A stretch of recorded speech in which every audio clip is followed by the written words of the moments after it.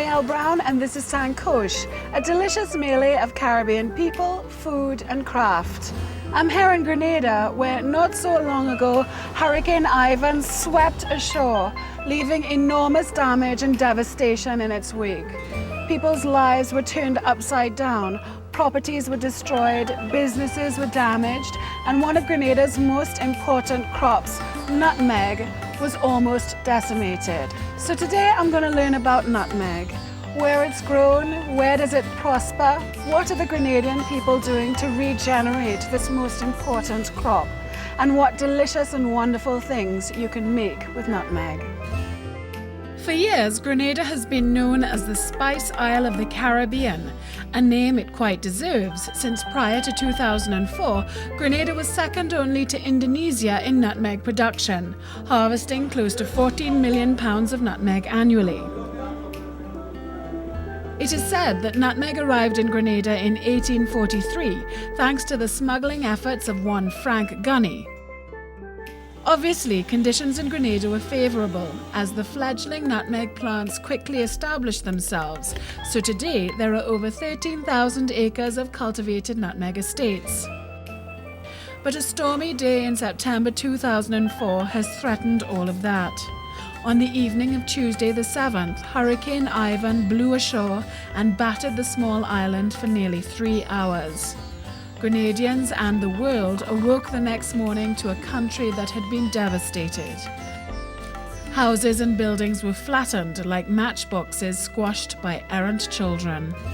And what was it like going out into the streets and seeing what had actually happened? In those areas in Grenada Valley and so on, where small houses and so forth, it was ugly and an ugly sight, terrifying, heartbroken. When people had nowhere, clothes gone, house, no shelter, it was a sad state. Generally, the feeling after the Hurricane Ivan, was, thank God we are alive. Having said that, persons then began to look at the damage to their homes because apart from the other damage, the homes were very badly damaged.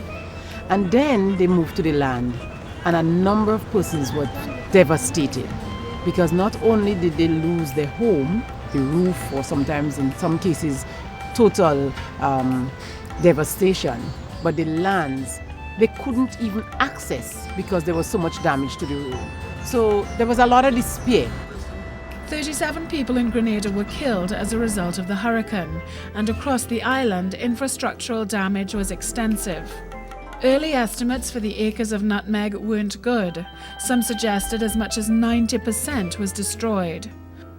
But Roland Courtney, a field officer with the Grenada Cooperative Nutmeg Association, says revised estimates are that 60% were destroyed.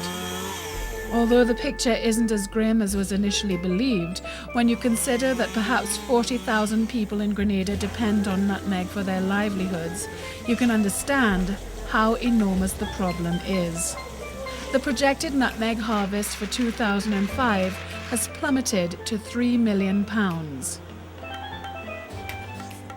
But Judy Williams of Grenada says after the initial shock of Ivan, Grenadians faced the problem head on.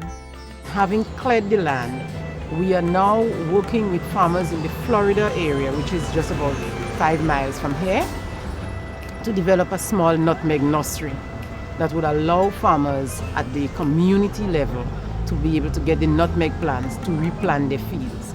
And I dare say that our people rose very well to the occasion. So they were encouraged by the meetings, the processes that we had in place to begin at the community level, to begin the land clearance. And that gave them hope. Not only did we clear the lands, but we also provided them with planting material, bananas, and they were able to say to us, for example, what kind of crops they want to begin to put in. Some went back to doing, instead of the traditional farming, they went to doing vegetables. So they planted a lot of carrots and cabbage and that kind of short crop. Others went into root crops like dasheen and tanias and sweet potatoes. And then still others wanted to do things like bananas and planting that would shade, for example, in nutmegs. So they are coming back. In some ways, nutmeg can be quite an unforgiving crop. Only the female trees bear fruit, and to complicate matters, it takes up to 5 years to determine the sex of a tree. Then add another 2 years before it'll actually bear fruit. Understandably, many Grenadians don't want to go back to farming nutmeg, preferring to deal with easier, quicker crops like bananas and plantain.